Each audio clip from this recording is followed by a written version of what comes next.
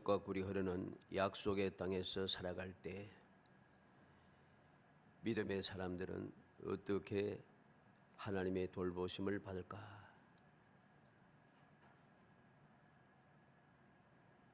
약속의 땅이라 할지라도 이 약속의 땅이 따로 있는 것이 아닙니다. 하나님께 약속한 젖과 꿀이는 축복의 땅이 따로 동떨어지게 있는 게 아니고 공중에 붕 떠 있는 것도 아닙니다. 주변에는 많은 민족들과 나라들이 있고 각종 환경과 상황에 따라서 수많은 변수가 끊임없이 일어나는 세상이라는 사실이죠. 이런 세상에 살아갈 때 하나님께서는 과연 택한 백성들을 어떻게 지키고 보호하고 돌보시는가? 우리는 깊이 생각해야 합니다. 따로 떨어져 사는 것도 아니고 같이 이 세상에 똑같이 세상 사람들과 똑같이 살아가고 있는데 하나님은 그 세상에 같이 살고 있는 백성들을 어떻게 지켜주실까? 어떻게 보호하실까? 어떻게 돌봐주실까? 우리는 생각이 많습니다. 생각이 많을 뿐만 아니라 이제까지 살아오면서 경험했던 모든 것들을 내세우면서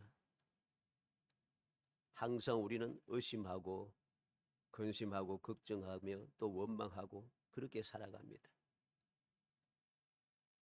아무리 생각해도 이 똑같은 세상에 살고 있는데 나를 지킬 방법이 없는 것 같아요. 나를 안전하게 보호할 방법도 없는 것 같고 따로 특별하게 돌봄을 받을 수 있는 것도 아닌 것 같아요. 그래서 어쩔 수 없이 이 세상에 살아가니까 세상에 살아가는 동안에는 마음으로는 하나님을 믿고 행동, 삶은 이 세상에 살고 있으니까 이 세상에 적응해서 세상 사람들처럼 그렇게 살아야지. 그래야지 살 수 있다. 저 사람들이 수단과 방법을 가리지 않고 저렇게 살아가는데 내가 믿음만 가지고서 말씀대로만 살아가면 과연 어떻게 살아갈 수 있을까? 세상 사람들은 수단과 방법을 가리지 않고 하고 싶은 거 다 하면서 행하는데 그래도 못 이루는 사람들이 그렇게 많아서 고통하고 살아가는데 내가 이 세상에 살면서 하나님의 말씀대로 살려고 하니까 너무 세상과 맞지 않는 거예요. 그래서 믿음의 사람들은 항상 두 가지 마음을 가지고 또 믿음의 생활을 하면서도 또 한 마음에는 한 곳에는 뭔가 좀 찝찝하고 뭔가 좀 마음에 끄리낌이 생기고 뭔가 좀 하나님 앞에 죄송스럽고 하는 이런 마음을 가지고 살다가 어느 순간 이 마음도 사라져 버립니다. 이 마음도 사라져 버리고 그냥 세상 사람들처럼 살다가 오히려 세상 사람보다 더 악따구니를 부리면서 살아간다는 거죠. 이게 현실입니다. 우리는 명심해야 됩니다. 세상 사람들과 믿음의 사람들이 이 세상에 똑같이 똑같은 방식으로 살아가면은 세상 사람보다도 믿음의 사람들이 세상 방법대로 살아가는 데는 그 사람이 더 악질이 됩니다. 이걸 알아야 됩니다. 왜 그럴까요? 왜 그럴까요? 이전에 내가 말씀대로 그런 억지로라도 말씀대로 살아가고 양심을 지키며 살아갈 때는 그리낌이 있어서 조심을 하는데 일단 이것이 사라지고 이게 시작하니까 이제까지 나는 많이 처졌다는 거죠. 나는 숫자도 적고 여러 가지 생각이 많습니다. 인간적인 생각이 많아서 더 많이, 더 교묘하게, 더 악을 피우면서 그렇게 행할 수밖에 없도록 돼 있어요. 그래서 믿는 사람이 살아가면 더 악질이 됩니다. 우리는 바로 이 사실을 생각하면서 우리가 살고 있는 이 현실을 바라보면서 다시 한번 우리의 믿음을 새롭게 해야 합니다. 금년 약속의 말씀이 무엇입니까? 예수님께서 멀리 가버나움에서 가이사랴 빌립보에서 이제 이 나인성까지 40km가 넘는 길을 찾아오셨습니다. 왜 찾아왔습니까? 불쌍한 절망에 속한 이 가난한 과부, 하나밖에 없는 아들이 죽은 절망 속에 있는 이 가난한 과부를 찾아오셨다는 거죠. 왜? 불쌍히 여기기 위해서. 그리고 울지 말라, 울지 않게 하기 위해서. 불쌍히 여긴다는 말이 무슨 말이겠습니까? 그 문제를 적극적으로 해결해 주겠다는 뜻이라 그랬죠. 주님께서는 멀리서부터 40km를 찾아오셔서 절망 속에 있는 그 여인의 문제를 해결하기 위해서 불쌍히 여기시면서 울지 말라 하신 것이죠. 울지 말라. 슬퍼하지 말라. 괴로워하지 말라. 절망하지 말라. 끝장났다고 생각하지 말라. 왜? 내가 너를 불쌍히 여긴다. 너를 해결해 주기 위해서 지금 내가 이렇게 멀리까지 찾아왔다는 것입니다. 이것이 바로 하나님의 사랑이고 하나님의 약속인 것이죠. 우리는 창세기부터 시작해서 요한계시록까지 하나님의 약속의 말씀들을 자세히 읽고 묵상하면서 그 말씀을 내 마음속에 새기고 또 새겨야 됩니다.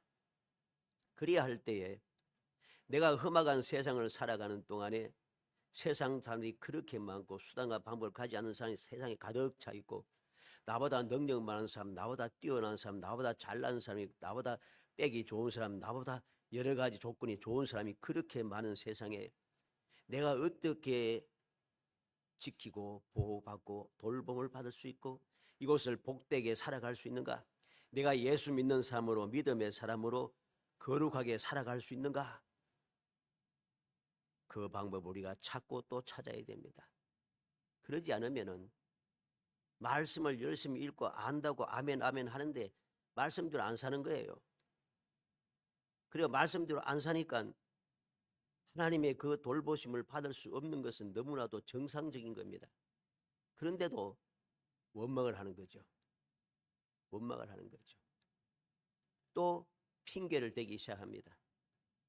세상에 다 그런데 내가 이 세상에 나도 살고 있는데 믿는 사람이라고 세상에 안 살고 동떨어져 살고 있지 않는데 어떻게 어쩔 수가 없어. 어쩌라고. 이게 신앙생활을 못하는 거예요. 하나님께서는 그렇게 완악하고 배역한 백성들이 헛소리하지 말라고 말씀을 우리에게 주신 것이 있죠. 내가 잊어버렸다 하지 말라고 말씀을 기록해서 신구약 66권을 기록해서 오늘날도 우리에게 딱 기록해서 삼지사방에 성경이 없는 데가 없어요. 어딜 가도 세상에 어디 가도 성경이 다 있어요. 하나님을 믿지 않고 성경을 믿지 않고 대적하는 아랍 사람들이 있는 그곳 가도 성경이 호텔마다 다 있습니다.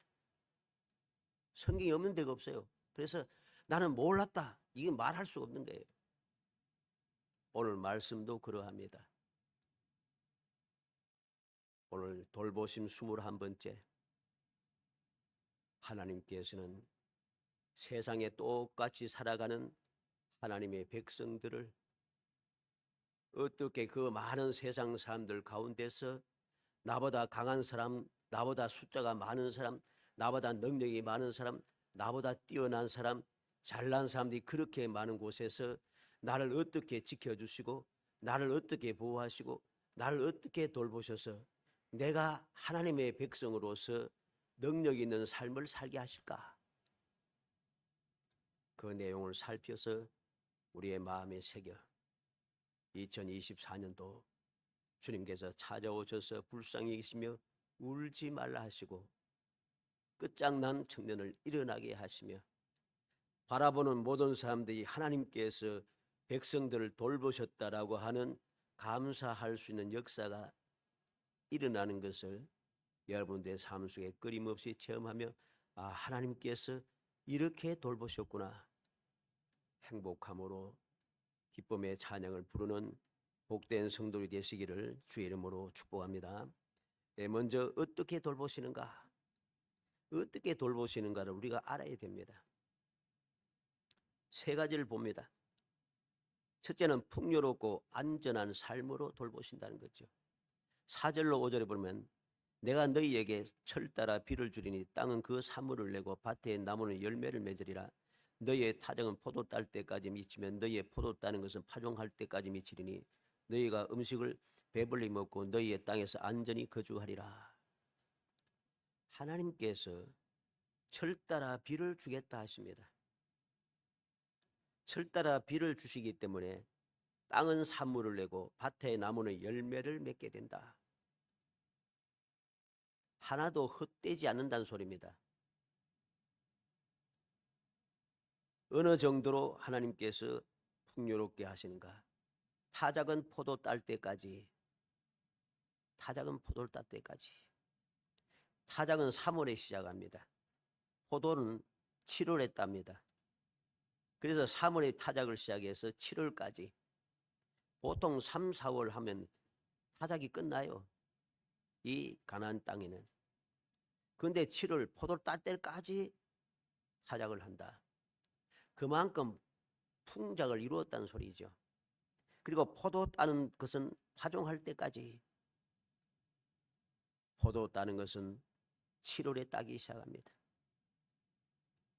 7월에 포도를 따기 시작합니다. 파종은 언제 하는가? 11월에 합니다. 이 가나안 땅에는 11월 달에 파종을 시작해요. 파종을 시작해서 11월, 12월, 1월, 2월 지나고 3월에 또 타작을 시작하는 거죠. 얼마나 많은 열매가 맺히는가, 얼마나 많은 곡식이 풍성하게 맺히는가를 우리에게 잘 보여주는 겁니다. 너무 풍성해서 너무 많이 거두게 되기 위해서 3월에서 7월까지, 7월부터 7월에서 11월까지 계속해서 하나님께서 충만하게 해주신다는 것입니다.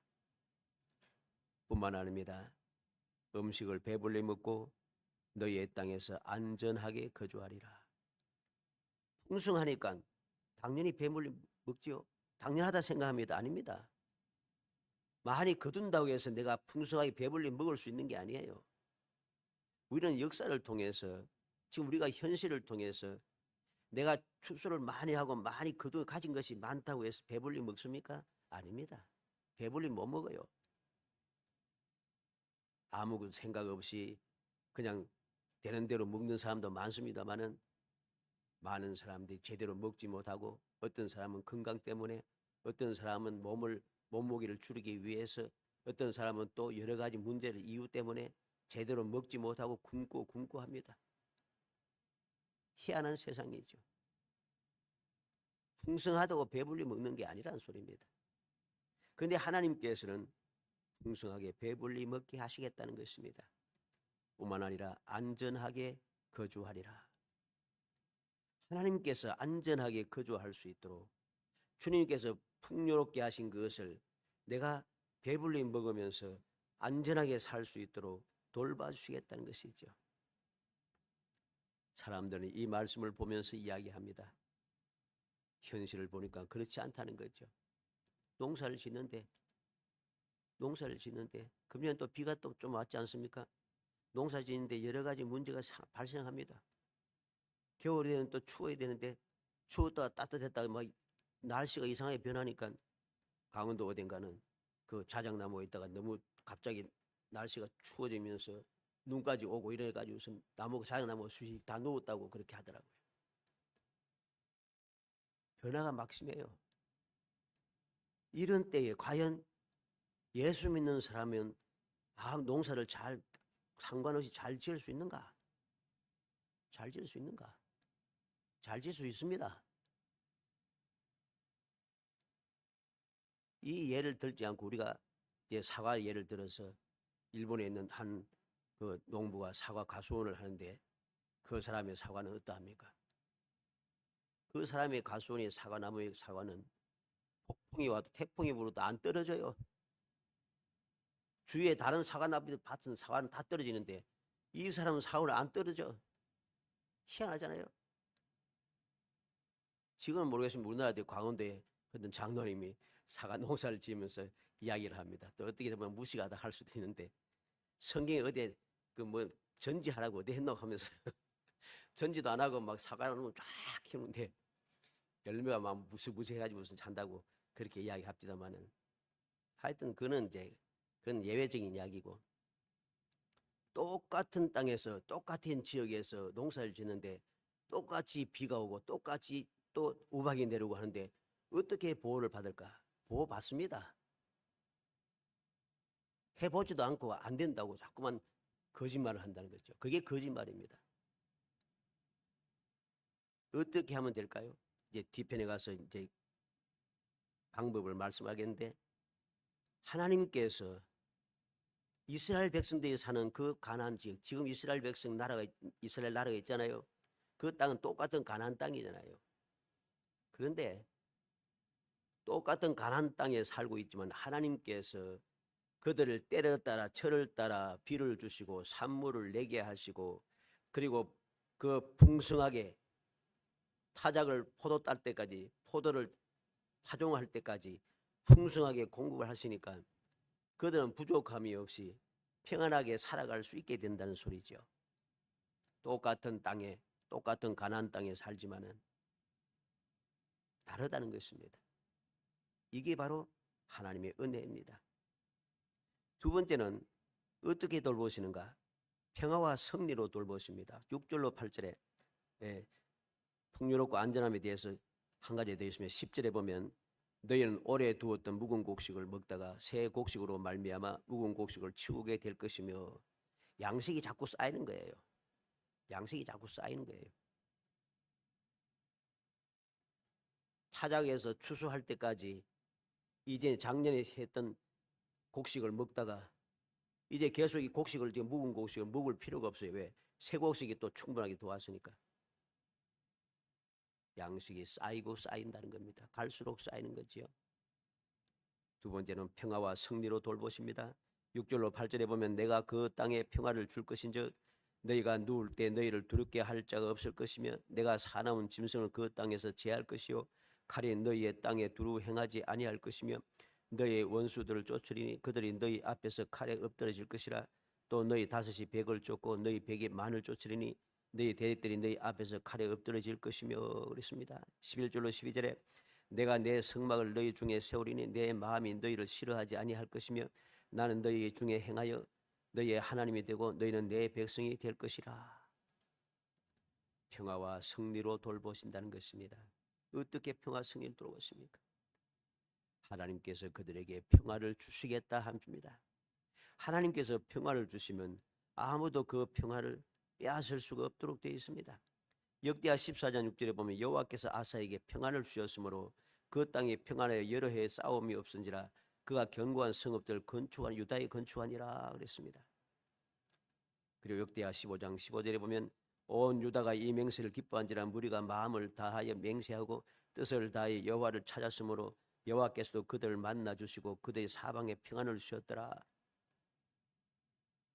아사 왕 때 유다는 평안했습니다. 주위에서 아무도 싸우려고 싸움을 걸지 않아요.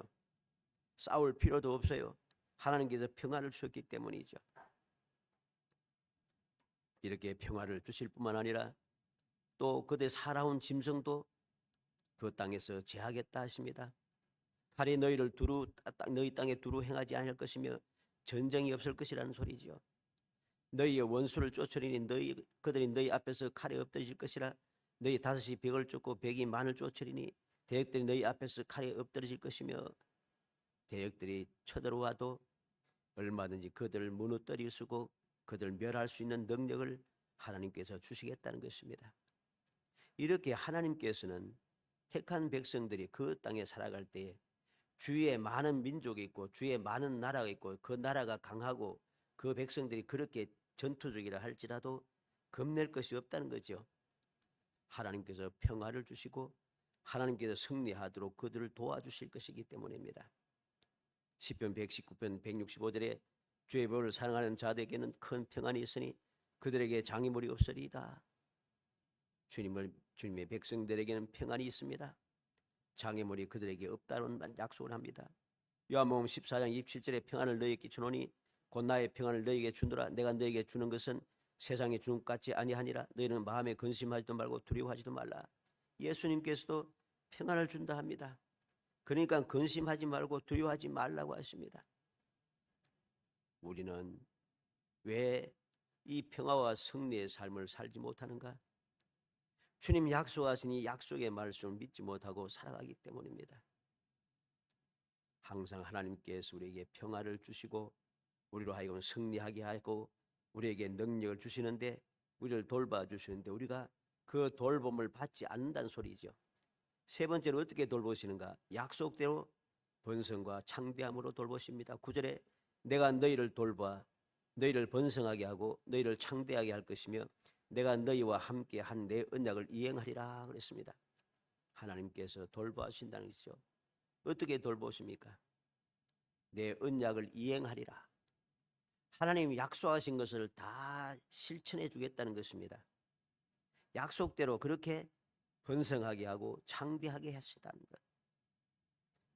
사무엘상 17장 45절에 다윗이 블레셋 사람에게 이르되 너는 칼과 창과 단창으로 내게 오거니와 나는 만군의 여호와의 이름 곧 내가 모욕하는 이스라엘 군대의 하나님의 이름으로 내게 가노라. 모든 이스라엘 군사들이 두려워하는 그 골리앗을 향하여 소년 다윗은 두려워하지 않고 담대하게 갑니다. 어떻게 갑니까? 만군의 여호와의 이름으로 간다는 것입니다. 만군의 여호와의 이름만 가지고 소년 다윗은 모든 사람들이 두려워하고 도망가는 그 골리앗을 향하여 당당하게 나아가서 승리할 수 있었습니다. 이게 바로 하나님의 약속인 거죠. 열왕기상 18장 46절에 여호와의 능력이 엘리야에게 임하며 저가 허리를 동이고 이스라엘로 들어가는 곳까지 앞에서 달려갔더라. 엘리야 선지자가 맨발로 다니는데, 그는 그냥 달리는데, 육신으로 몸으로 달리는데 병거를 타고 달려가고 있는 아합 왕보다 더 빨리 달려갑니다. 말보다 더 빠르다는 것이죠.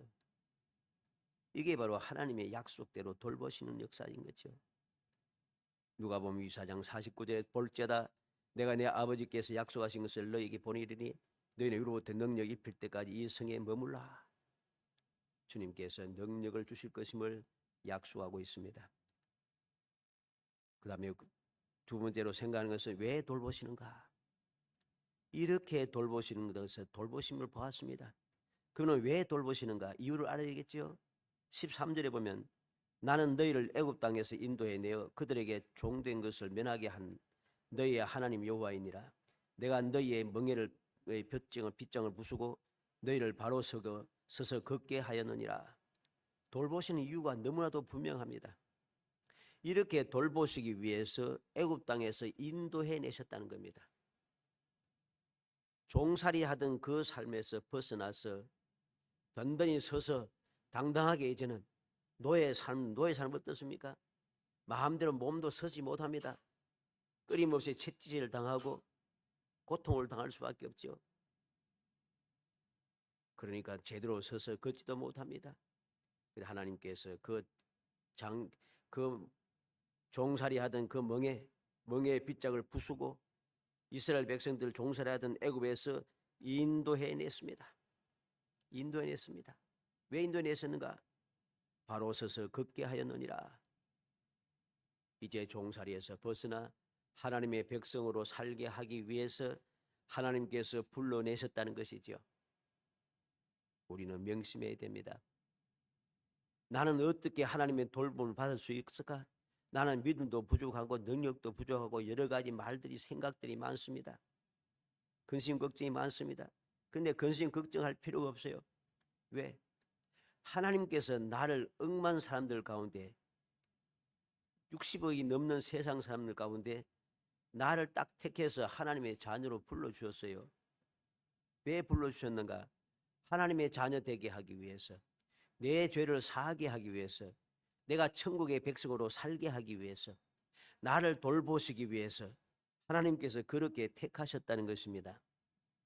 그런데 하나님은 이렇게 나를 특별하게 생각해서 나를 지키고 인도하고 돌보기 위해서 나를 택하여 불러주셨는데, 나는 이 사실을 깨닫지 못하고 아직도 광야의 이스라엘 백성들이 애굽을 사모하듯이 애굽에 자꾸 빠져서 벗어나지 못하듯이 오늘도 우리는 믿지 않을 때에, 하나님의 자녀가 아닐 때에 그 생각에 사로잡혀서 오늘도 그렇게 살아가는 거죠. 자꾸만 그 돌보에서 벗어나기 시작한다는 겁니다. 우리는 명심해야 됩니다. 당당해야 됩니다. 하나님께서 나를 돌보시기 위해서 나를 택하여 주셨다는 것, 나를 돌봐서 하나님의 자녀 되게 하기 위해서 독생자를 이 땅에 보내서 내 모든 죄를, 내 연약함을 다 담당시키셨다는 것, 이걸 알아야 됩니다. 이걸 믿어야 되죠. 세 번째로 마지막으로 무조건 돌보시는가? 무조건 돌보지 않아요. 3절에 보면 너희가 내 규례와 계명을 준행하면 그랬습니다. 내 규례와 계명을 준행하면, 규례와 계명을 준행한다는 것은 우상을 만들어 경배하지 않음으로 거리낌이 없고 말씀을 순종하며 실천함으로 싫어함이 없다는 것이죠. 하나님의 규례와 계명대로 준행하며 살아갈 때에 거리낄 것이 없습니다. 거리낄 것이 없으니까 하나님께서 그들을 돌보시는 거죠. 요한복음 15장 5절에 나는 포도나무에 너희는 가지라 그가 내 안에 내가 그 안에 거하면 사람이 열매를 많이 맺나니 나를 떠나서는 너희가 아무것도 할 수 없음이라. 우리가 어떻게 열매를 맺으며 돌봄을 받는 삶을 살 수 있습니까? 나는 포도나무요 너희는 가지니. 내가 예수님께 붙어 있을 때, 즉 내가 예수 믿는 믿음의 생활을 해 갈 때에 우리는 항상 돌보심을 받을 수 있다는 사실입니다. 다른 방법은 없는 거예요. 내가 무슨 다른 큰 일을 하고 다른 대단한 일을 하고 그렇게 했다고 해서 돌봄을 받는 게 아니에요. 하나님께 돌봄을 받는 유일한 비결은 하나님의 약속을 믿고 그 사랑을 믿으며 내게 은혜 베푸신 주님을 믿고 주님을 의지하며 살아가는 것입니다. 예수를 믿는 자, 바로 그들에게 하나님의 자녀가 되는 권세를 주셨다고 했습니다. 다른 방법으로 하나님의 자녀가 되는 것이 아닙니다. 내가 예수 믿음으로 하나님의 자녀가 되었고 하나님의 자녀가 되었으니 하나님 아버지께서 자녀를 돌보시는 것은 너무나도 당연한 것이죠. 이게 믿음인 것입니다. 살아가는 성도 여러분, 다시 한번 마음에 새기고 또 새기겠습니다. 내가 세상에 살아가고 있는데 세상 사람들과 똑같은 세상에 똑같은 상황, 똑같은 환경, 똑같은 형편과 처지 속에 지금 내가 살아가고 있는데 내가 이런 가운데 어떻게 하나님의 지키고 보호하시고 돌보심을 어떻게 받을 수 있는가? 경제로 힘들고 상황이 힘들고 환경도 힘들고 똑같이 어려운데 어떻게 내가 하나님의 돌봄을 받을 수 있을까? 그런 생각을 하는 것은 어리석은 사람들이 하는 생각입니다. 우리가 다시 한번 생각합시다. 하나님 우리 아버지, 나는 하나님의 자녀, 하나님께서 나를 자녀 삼으시려고 독생자를 보내어서 모든 것을 다 담당해 주세요. 그래서 내가 하나님의 자녀가 되었어요. 예수님까지 이 땅에 보내면서 나를 하나님의 자녀 삼았는데 나를 그냥 버려둘 것인가? 버려두지 않죠. 여기 온유가 있습니다마는 온유가 걱정하면서 삽니까? 걱정 안 합니다. 세상 경제에 힘들다고 원래는 더 힘들어진다고 뭐 걱정하면서 안 삽니다. 왜? 신나게 삽니다. 부모는. 왜? 엄마 아빠가 있잖아. 내 먹고 입고 먹고 그 입히고 하는 건 모든 것들은 엄마 아빠가 알아서. 또 옆에 또 할아버지도 할머니 또 있잖아요. 따라 해주는 거예요. 그냥 주위의 사람들이 다 귀엽다고 해줍니다. 걱정할 게 어디 있어요. 이게 정상인 거죠. 이게 정상인 거죠. 세상 사람들 그렇지 않습니까? 이런 이야기가 뭐 식상한 이야기지만은 많은 것을 가진 사람들, 예를 들어서 재벌들의 자녀들이라든가 뭐 이런 사람들, 권력을 가진 사람의 자녀들이라든가 보면 그들 걱정합니까? 걱정 안 합니다. 뭐 욕하고 어쩌고 하는 거 상관없이 마구잡이로 살아갑니다. 다 욕해도 신경 안 씁니다. 왜? 나는 힘이 있다는 거죠. 왜 그런데 나는 하나님의 자녀라고 하면서 하나님 나의 아버지라 하면서 왜 이 믿음은 기본적인 믿음을 나는 저버리고 사느냐는 것입니다. 명심하시기 바랍니다. 하나님께서 나를 돌보시는 것은 세상이 힘들어도 상관없습니다. 세상에 흉년이 든다고 그 재벌의 자녀들이 뭐 먹을까 걱정합니까? 경제가 어렵다고 앞으로 어떻게 살까 걱정합니까? 안 하잖아요. 천지 만물을 주장하시는 하나님 아버지가 나의 아버지신데 나는 왜 자꾸만 세상에 사는 거 세상 사람들도 저렇게 다 사는데 어떻게 하라고 걱정하면서 자꾸만 염려하며 살아갑니까? 주님 말씀하셨지 않습니까? 근심하고 두려워하지 말라고 하십니다.